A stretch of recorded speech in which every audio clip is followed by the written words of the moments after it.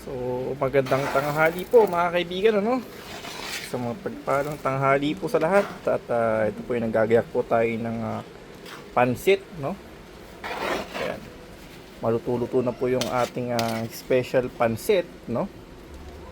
Bakit po special yan? Siyempre ako tagahalo eh. So, ayan. Igagayak na po natin to. At dadali na po natin sa ating pagdadalan, no? Pansit. Yan. Yan ang magpapasarap dyan paghahalo. Para mix-mix talaga siya. Hindi naman talaga ano ng pansit eh. Mix. Mix ng gulay, mix ng kanton, mix ng bihon, mix ng kanta, ay ng gulay. Ayan.